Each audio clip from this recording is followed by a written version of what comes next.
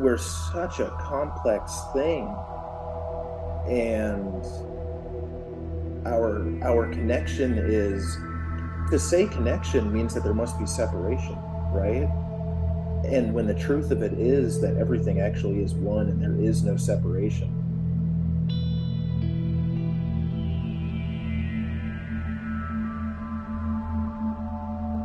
So, hi, Soul Family, and welcome to Haji Hill's YouTube channel. I'm your host, Haji, and this is Amazing STE Stories, the first ever. Our guest today is Elliot. Elliot, welcome to the show. All right, so you ready? Yes.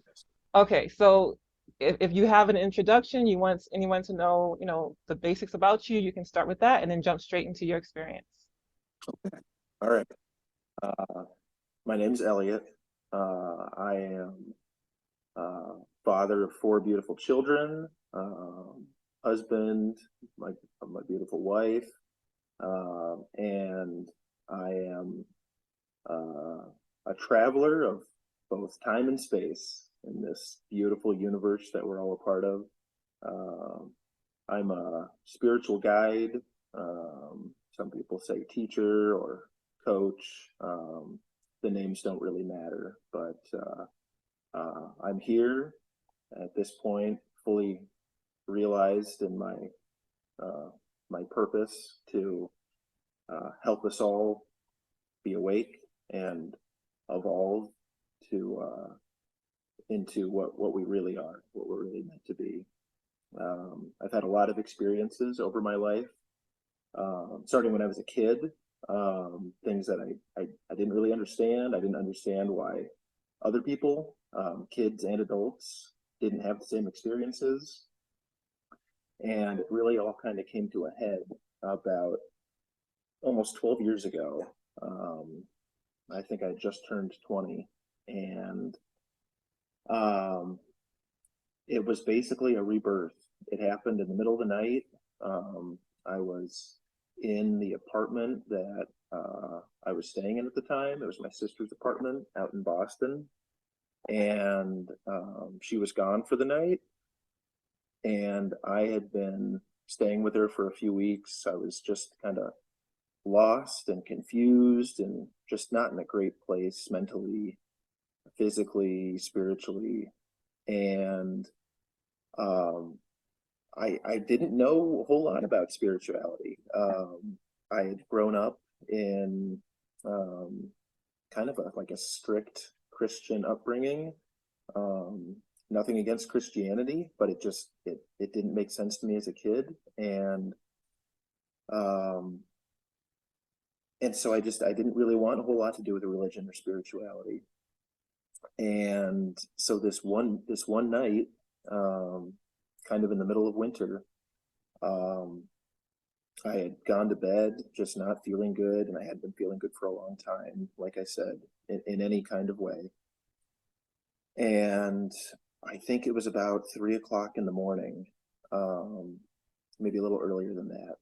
I came to, and it was like coming out of a dream, and realizing that for the first time ever, I had this profound thought that I was actually awake, awake to life, and I realized that I was life, and that everyone is life, not just a part of life or alive, but actually life itself.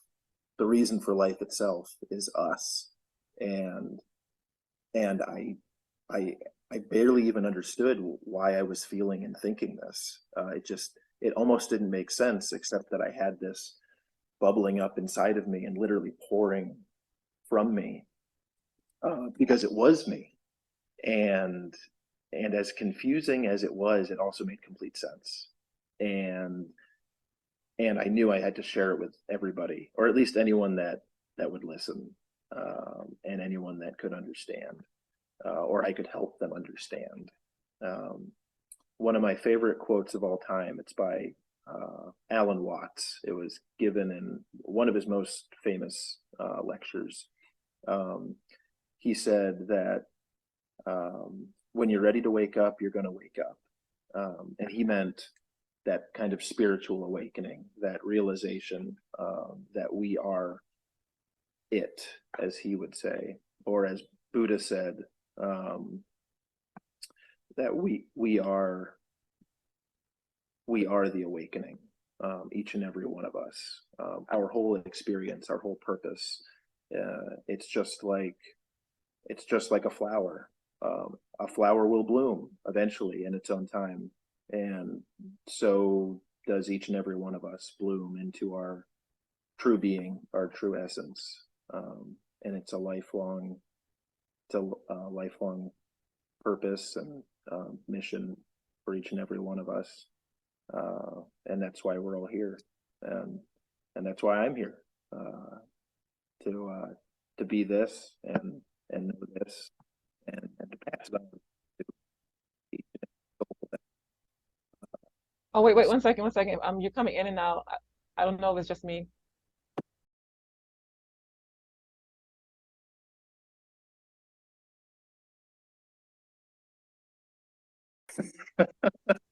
Oh gosh, I'm getting concerned about the channel. Okay.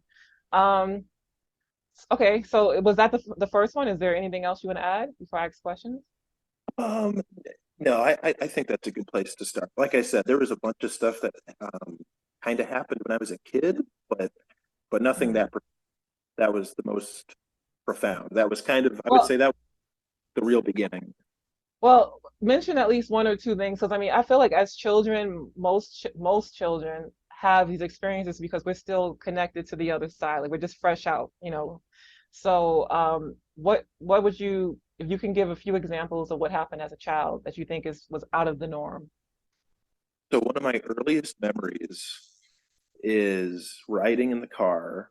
Um, I come from kind of a big family. There were five of us kids, and then my mom and dad. So we were all. I'm not entirely sure where we were going, but we were riding in the car, and I had basically an out of body experience, except that it was as if I went through space and time. It's not like I was outside of my body looking at my body. I I didn't have the words for it because I was only a few years old, but at the same time I very much knew that I was way beyond my body, way beyond the vehicle that we were in, and just hanging out in another place, which at this point I know is just another dimension. And almost as quickly as I felt myself, it was almost um, like a spring had sprung, like my consciousness had sprung into another dimension, and then the spring came back in on itself, and I was right back in the vehicle, and I was kind of shocked to be back.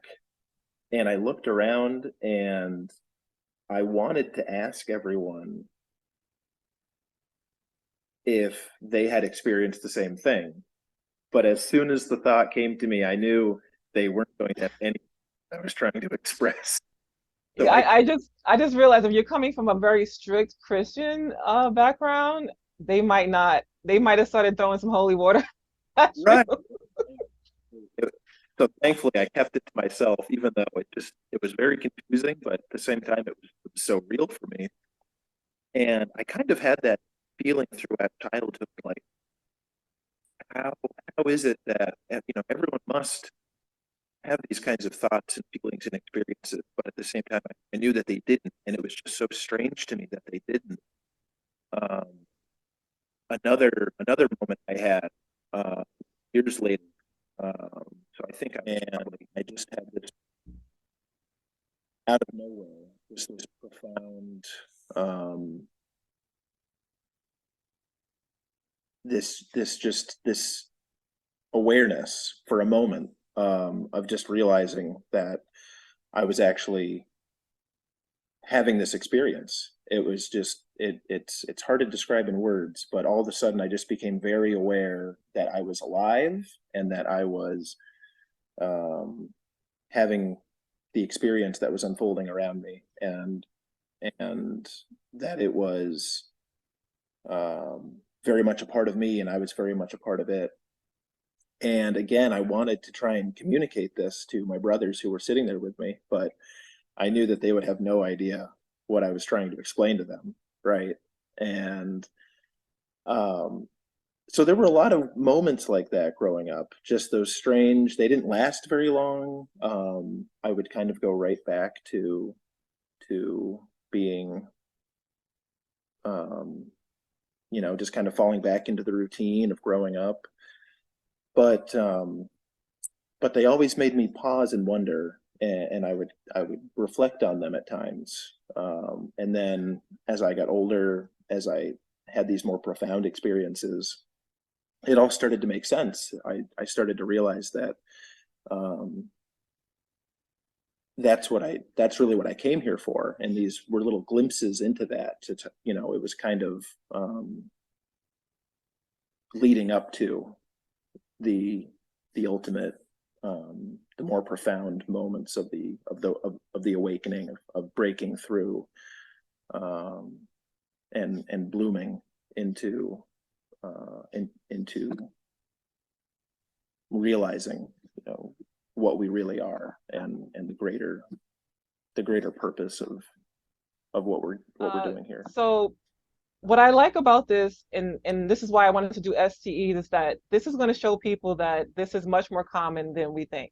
You Oh, know, granted, you were one, it was like 1 out of 5, like maybe that's the ratio who are having these experiences, but you never know. You might go back and talk to your brothers, and they might have had similar situations as well that they didn't like. Whereas you stopped and really said, "What is this?" Because if somebody is more stuck into the dogma of religion, they might not have that pause. They might just let that moment go by, you know? right. So I think as more people come out of the spiritual closet and kind of are telling their stories, more people are going to be like, "Oh, okay, I had that too." I just thought it was weird, and they just kind of throw it away. Absolutely. You're So 100% correct. yes. And I, as a child, also had an OBE. So to me, that's that kind of like that first step. It's like once you know that you're not the body, it opens up a million doors. You can understand when people are having NDEs and all these other experiences, whereas somebody who's never had any spiritual experience is kind of like, this is all made up. It's all in your head. Like they can't even fathom that this Right. could be reality. Whereas again, if you're looking down at your body, that moment that happens, you're like, okay, this is not what I thought it was. this is Right. this is a game changer. Yeah. you know. And so I guess one of the questions that I had for you is, what do you think the purpose is of these awakenings? Like, why are we asleep? So that was one of the first things I kind of had to reckon with once I realized, what had happened and what was going on. So I think the best analogy that I have, and I know I keep referencing it, but it's just like a seed. So imagine that what we come from is like some kind of plant, like a tree, some sort of massive, um, piece of nature. And even though trees keep on living for a very long time, they're still constantly spreading seeds. It's not like they're going to go anywhere anytime soon necessarily, but they still want to have more of them around. They know that more of them is good and necessary and part of this experience. And we come from something very similar. Um, in fact, pretty much exactly the same, just on a much grander scale. And in order for that to spread, that which we come from, um, seeds have to be planted. That's the best way I can explain it. And so, what happens with a seed? It gets into the ground where it's dark, and it comes up out of the ground, but it doesn't necessarily understand what's going on. I mean, if we were underground and it was dark, we might know that we need to get out of the ground, but we wouldn't necessarily understand why or why we were even in the ground in the first place. But that's kind of the reality of the situation, is that we would have to come up out of it, out of the darkness, or whatever you would want to call it, which is actually what we would be growing in, or where we'd be starting, and then we would eventually get to a point where we were just like what we came from. And that's exactly what happens in nature, with everything that we see in nature, whether it's animals or plants,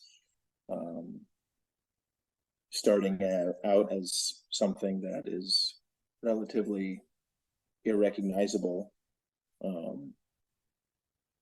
at least does not seem to be what it came from, at least at first, and then eventually it does grow up to be that, what it came from. Okay.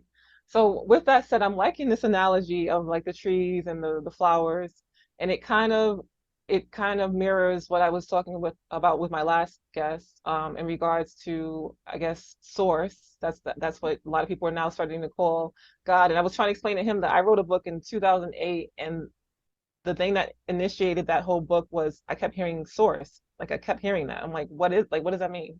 Source one, you know? And so that's why I use the term as well, because I feel like it was something that was being handed to me, you know?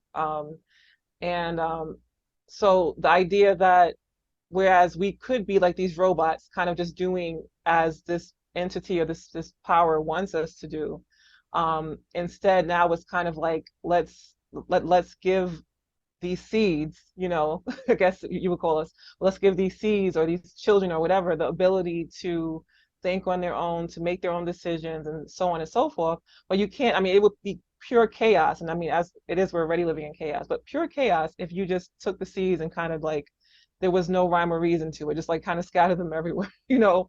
So it seems like it is a very, it's very structured in some ways. Like it looks like it's just free and wild and everything, but there does seem to be a structure from what I've gathered from people's experiences on the other side in the astral realms, in books and scriptures. It seems like there is some level of structure, in whatever this is that we are in. Like the fact that there are realms, the fact that there are dimensions, like it seems very methodical in some ways. There's people who even say, I have a video coming up soon where they're talking about the different dimensions, the levels of dimensions, So it's like on one hand it's wild and free, but on the other hand it's very calculated. It's like some kind of weird balance, yin yang there. But in your analogy, or what you're, first off, where are you getting your ideas? I want to, understand if it's something that you're just gathering, through text and through, people's experiences, or knowings, like, so where are you gathering, since you came from a Christian background and you now have something different, where are you getting these ideas? And with this idea, how do you see us in regards or in comparison to the original tree or seed? So I guess to answer your first question, so I've definitely become an eclectic philosopher, I guess you could say. I forget where I first heard that term, but I really latched onto it. I'll listen to or read almost anything at least once at this point, and so I definitely circled back, and I came to find a new appreciation for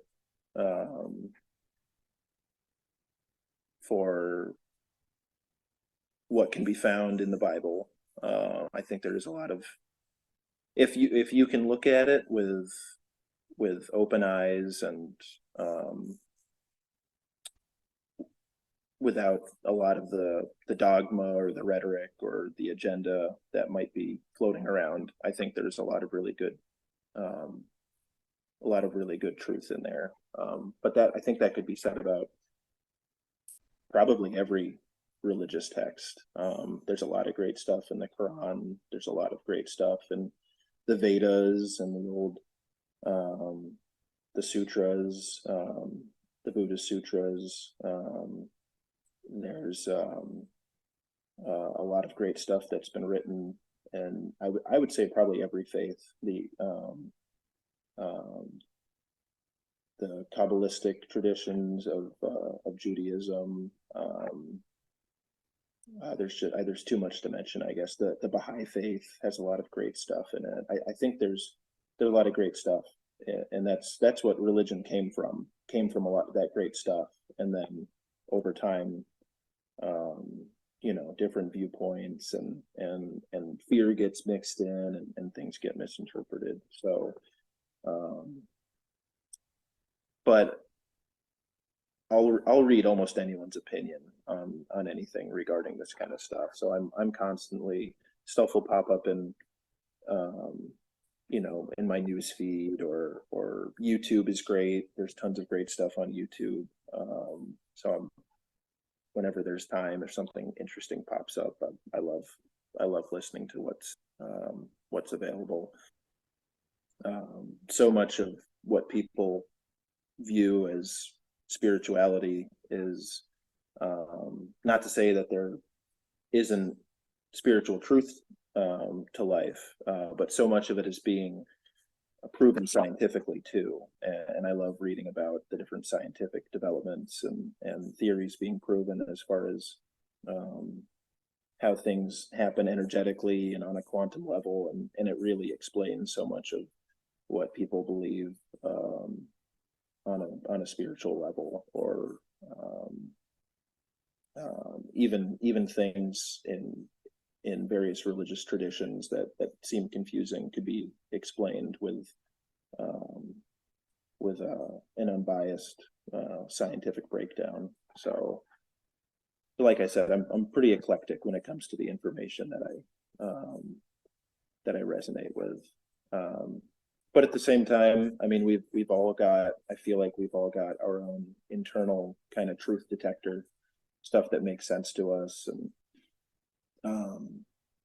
I think it's important that everyone trusts their gut, and you got to do the gut check. If something doesn't make sense to you, or you don't vibe with it, then maybe it's not for you, maybe it's not the right time. But I'm a big believer that everyone's got their own information too, that's that they're ready for, and that's ready to come from them, whether it's writing or speaking, or stuff they want to create. And I've already forgotten the other part of your question. No problem. But I just want to quickly say that I love that you said everybody has, you know, what I mean, if it's not right for them or it's just not the right time. Very important to say that it's not the right time, because I know for me, like when I was in a certain place, like religiously, when people were saying certain things, I'm like, what are you talking about? Like just no, just way over like my head. Like what do you? I don't understand. And then years later, I'm like, oh my God, I get it. Mhm. You have that aha moment. You realize, wow, okay, so there might have been some truth to that, you know? Especially when people were talking about aliens and the Bible and this and that. And now, I mean, you can see that there's a lot of major YouTube channels talking about the connection with that. And before I was just like, what? Like, what are you guys on? Like, what are you on? What are you on? Because this is crazy. But it's like, oh, okay, this makes sense. But the other part of my question was, so how do you, so I can understand where you stand now, where do you see us in comparison to the creator that that which created us, or the creator of all? Like, I just understand where you stand on all that. um so an, another Alan Watts quote, because I love a lot of his stuff. So he said that just the same way that an apple tree apples, the same way that an apple tree grows apples, the universe peoples, the universe grows people. And so the apple is the apple tree, and then it falls, and the seeds eventually go into the earth, and more apple trees come from it. um, I I feel like we're the same thing, where we've come up out of the universe out of life, and we are another step in its evolution. And we've got that possibility for great consciousness and great awareness of what we are and where we are. And we're very creative beings, or at least we can be when we put our minds to it. And we're great at exploring outside and inside. And I mean, just look at what's being discovered out in the far reaches of space, and so many things that we thought we knew, we're learning even more about them, that are creating even more profound theories of what this universe is actually doing. So I guess So is the universe the begin all for you then, in that I'm just trying to wrap my mind around what you understand and what you believe. So in your analogy, there was never a beginning tree. It's just the universe is created. Maybe the universe created the first tree, and then it started, that whole process or something, that whole cycle. So in your mind, the universe is the source. That is the energy, I guess, is what I'm understanding.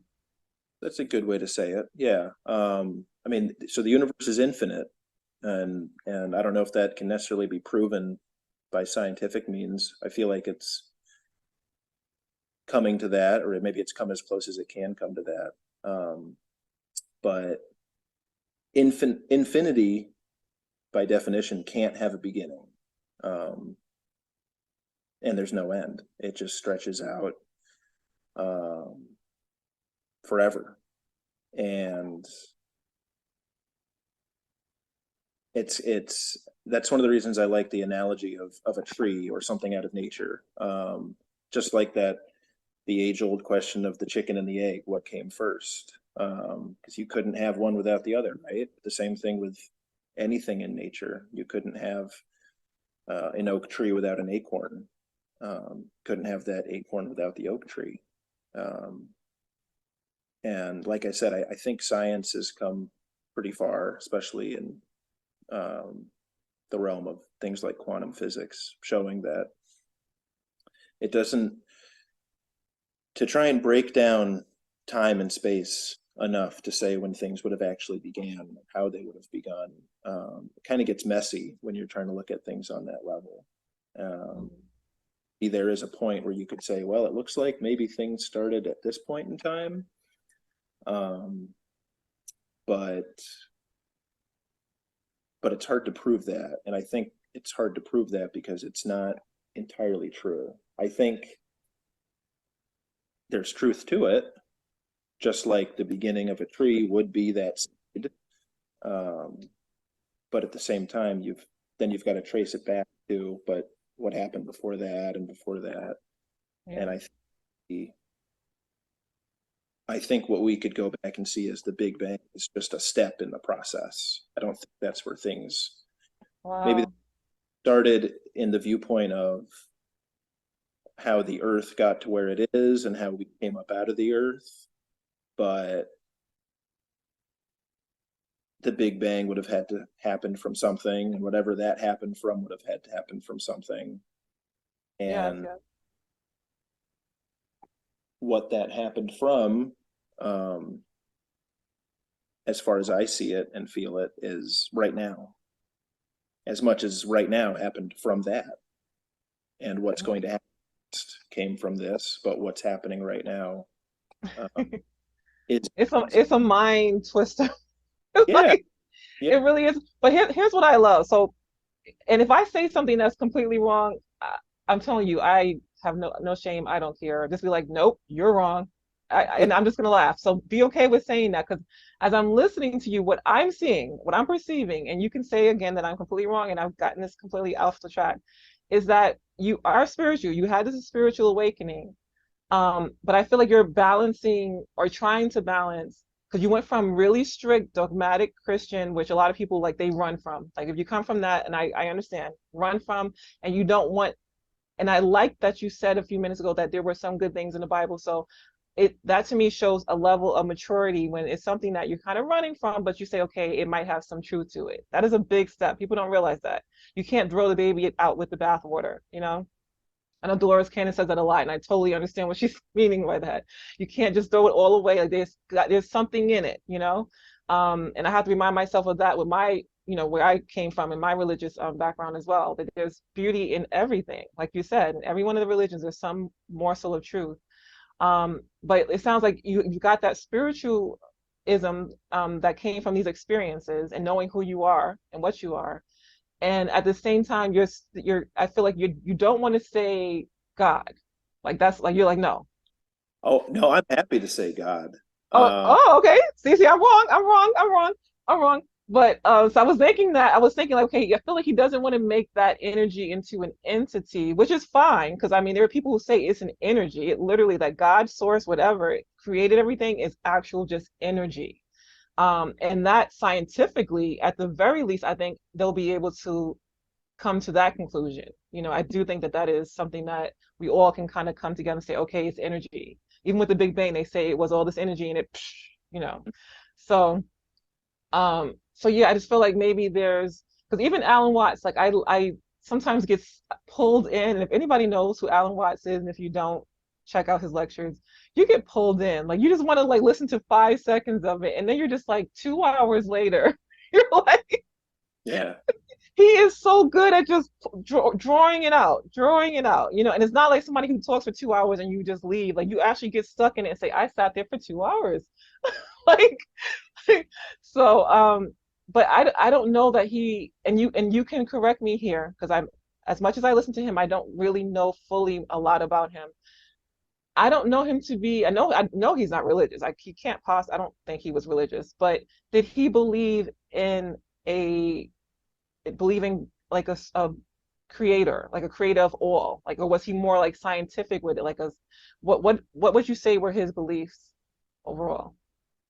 Uh, so it's interesting because he was religious for a time, and then he had his own, I guess you could say, awakening. He was actually a priest for a little while, um, and then he, to paraphrase him, he had his own. Um,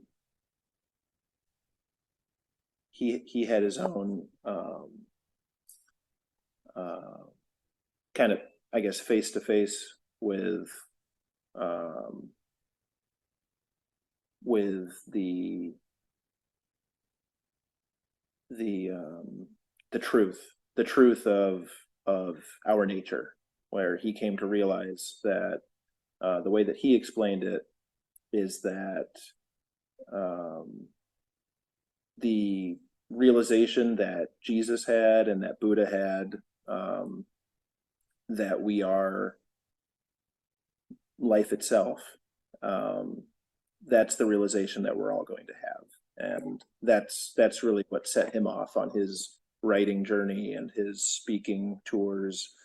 Um, one of his most famous lectures was titled "You Are It," and there's multiple versions of it on YouTube. Uh, Mm. when he said "it," he meant God. Mm. Explained that in many ways, many times. Um, this this consciousness, this conscious experience that we're all having, and the way that it unfolds and it expands, in his mind, that's God, or at the very least, that's in our incarnation. That's how we're going to experience it. Mm. And once we're done with this human incarnation, then we're going to continue to have an expanding consciousness, expanding awareness. Uh, the experience doesn't stop. It just continues and it grows and it evolves. And that's why a lot of people are drawn to what he speaks about, because I think it resonates with a lot of people. On probably a lot of people don't even entirely understand at first why they resonate with it, but I think it's because a lot of people are realizing that to be alive, to be conscious, aware, to have this experience. It's more than meets the eye. Oh And yeah. Oh yeah. I mean, because like me, you also are like an NDE connoisseur. Like you've been watching a lot of those, right? Or the near yeah, death experiences. it's for a long time. I read a great book by I believe his name is Eben Alexander, and I feel like that was probably the first experience that I'd read about. Um, at least that one being so profound, and yeah, that really piqued my interest, and I guess continued to keep my interest peaked for a long time. Mm. And with his, I mean, I wouldn't say yeah, it is profound, but I think the reason why it's so popular is because of what his profession was and is, it gave the experience more credibility, whereas previously when people had these experiences and they told someone or definitely like their doctors or nurses about it, they were just willed away to the crazy house, like literally. There's so many stories, so many NDEs that I've heard about where that happened. Like they would tell their family or the doctors would get upset and then send them straight to the loony bin. One guy spent almost, I forget how many decades, but decades in the crazy house because he told about his NDE. Just imagine, like your whole life is gone because you had an experience. It just shows how this society has not been ready for moving forward until now, right? Um, so, and that's why I always tell people when they share these experiences that, you're really, really brave because we're almost there, like we're getting there, but we're not quite. We're just these are the pioneers that are making it so that people can talk about this and realize this is what's really going on. Now with the idea of us, like of humans being God. Like this, of course, for most religions, like in the Abrahamic faith, is complete blasphemy. Like they will just shut off the TV the second they hear it, and us, I mean, we're both from those experiences, Abrahamic, religions, so I'm sure we understand that. But there's so many different levels. Like that's one thing I've learned through watching the NDEs, reading different texts and scriptures, etc., and just meditating and going inward and asking my own questions and getting my own answers through life is that um first of everybody has a different experience even with the NDE. Like it's what's one of the questions, like when you really start to research them, you start to realize like how are all these people having different experiences. You would think if I'm getting the story about someone who died and came back, that would be the key, that would be the answer. You would just hear one story and just know exactly what's happening when we die. But the more you go, dive deep, you start saying, okay, wow, they're just as confused as we are. Like I got 10 more questions that came from just watching one video. There are some people who have extremely dogmatic experiences where literally they're walking with Jesus and he's telling him, I like that church, I don't like that group, I'm Right. not making that up. There's an NDE like that. And people, like, there was a million comments after it. Like, what are you talking about? That's not Jesus, not my Jesus, you know? So, you have those kind of experiences. And then you have ones where it's like atheists who have extremely, well, some have religious, like they'll be in contact with Jesus and they're almost like, I didn't even know who it was until, I met him type thing. But some that are really just like fragments of colors and lights, and they're going into source light and just all this abstract type situations. But come back while not religious, always spiritual, always feeling that there is a higher power, there is a purpose to all this. So for those, because there have been some, and I've seen it a lot lately, that say we are gods. So there are people who say we are part of source. So in that respect, that yes, we have the capability to be creators. We can create. And again, my last guest was saying that people go to different schools to create planets and this and that. And I've heard that in a lot of things. When you read the books by Michael Newton, Between Life and all those type things, they talk about the things that a soul can do on the other side, and it includes creating. But it doesn't mean, like, it's like if your father was a carpenter and you become a carpenter, it doesn't mean that you're Right. you're now your father. Like, Luke, I am your father. you know you know so there's people who have the belief that we have God-like capabilities because we are children of God. So there's that level where somebody would say, I'm a God, but they're meaning it in a different way. And then there's people who like, when they say I am God, they mean it in a way as in like, I'm it. I'm the it. Like when you said Alan Watts says you are it, like I'm the it. There's nothing above me. I don't have to answer to anybody. So you have to be very clear because it's like I said, there's levels to it, lots of nuances, Um, and I guess the reason why I say to be clear is because I have friends who went, like myself, went from religious to spiritual. And because it's not something that, and I mean, I could be wrong with what I'm saying here, but like for us, I was able to have this conversation, and she's highly, she's a chemist, highly intelligent, and she also felt this way as well. That when people are saying spiritualism, it's not really a set thing. Like when you say, even when you say you're Christian, it's not a set thing nowadays, right? Or even Muslim is not a set thing. But it's even less so when you're saying you're spiritual, right? It's kind of like out there in the wisp. Like, what does that mean? Type thing, right? Okay. So because of that, and this is a question I have for you, so I'm going to bring this along into a question. So first, I kind of want to understand what you mean for sure by and I'll repeat the question, so don't worry if you get it. But what you mean by we are God? Like, what does that really, really mean?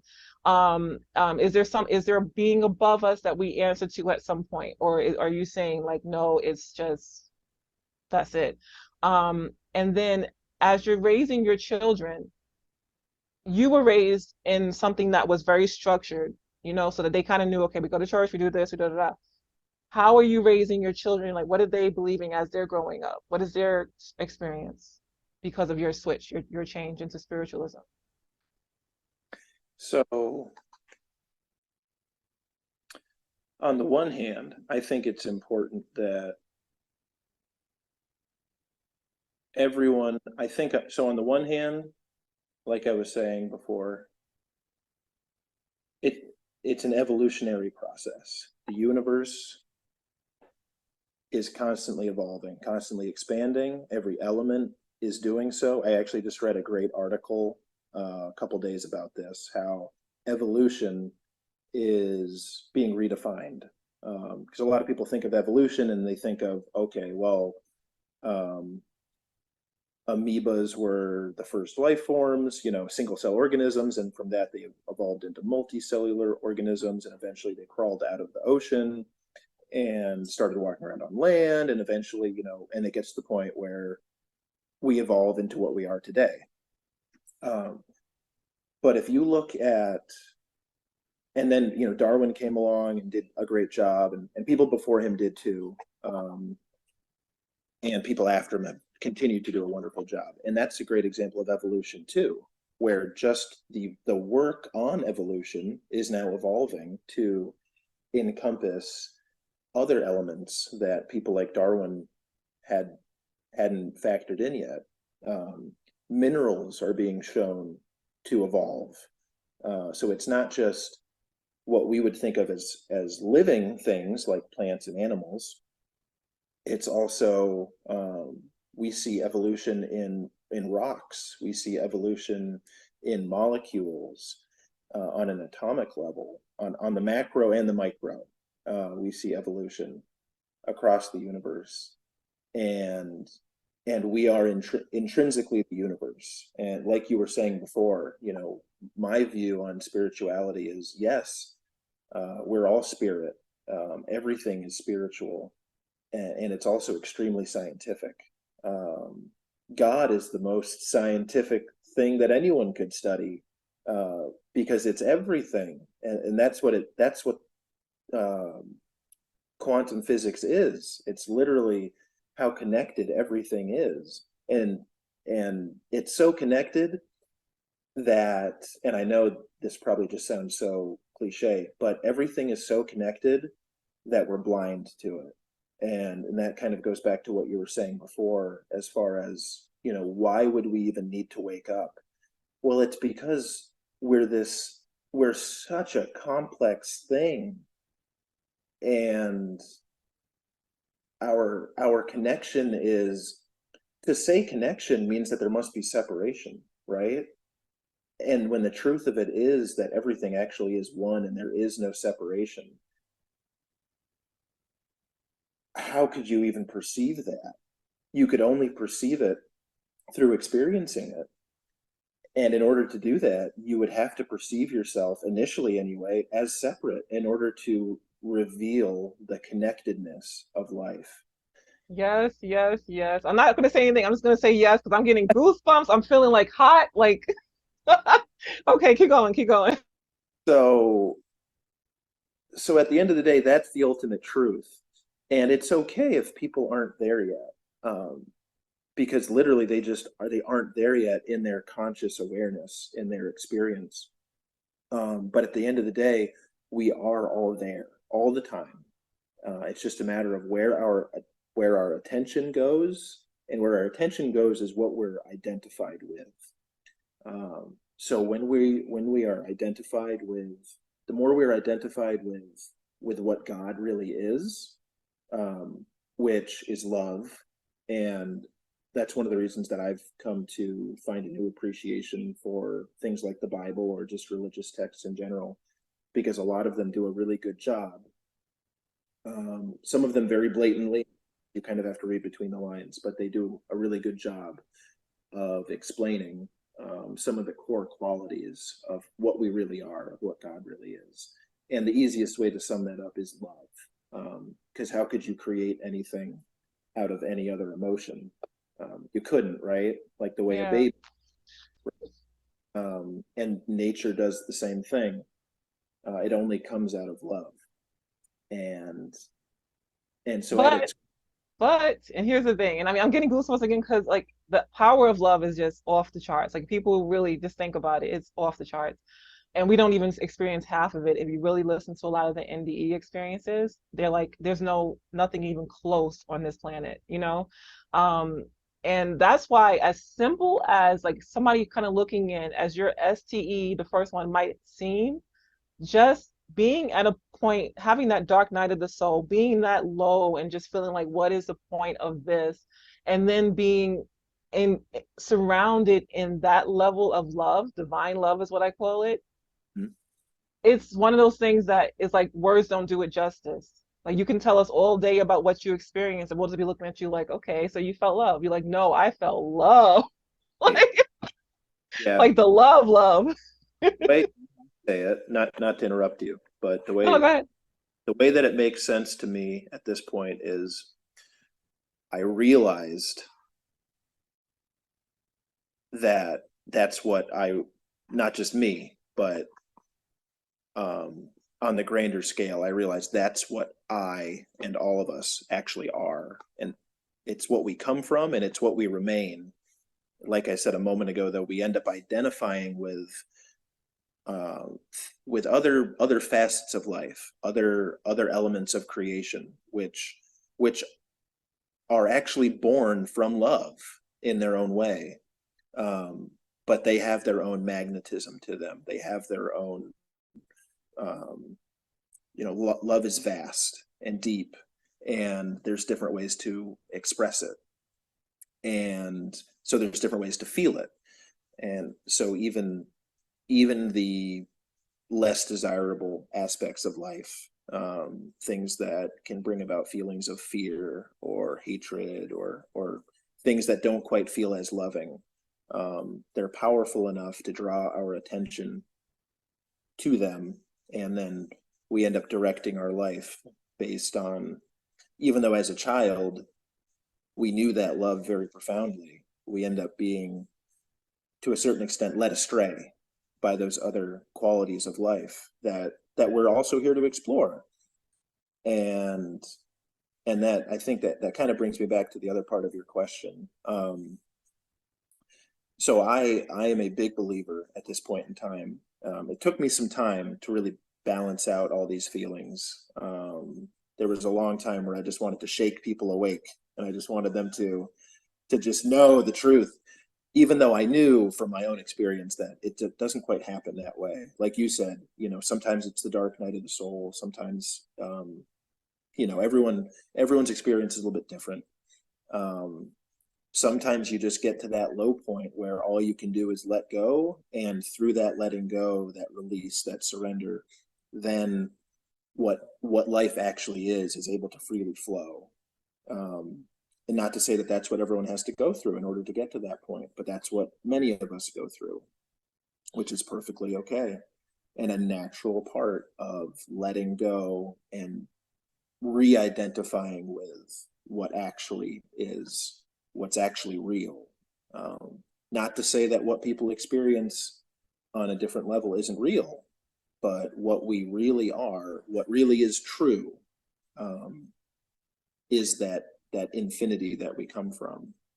And I I suppose I've become mature enough to understand that, when you know, and when you're ready to know, then you'll know. But before that, there's no amount of shaking people or pointing things out, or not to say that people shouldn't point things out or speak their mind, but at the same time, sometimes the best thing that we can do is just be. And it's taken me a long time to really understand that, and to be that. Sometimes it's okay to be quiet. Um, Not to say that you're not living your truth, or if you feel like something should be said, then maybe that's what needs to be said. But I think it was Ramana Maharshi said that, I'm going to paraphrase so I don't butcher his quote, but he basically said that, silence, true silence, speaks louder than words.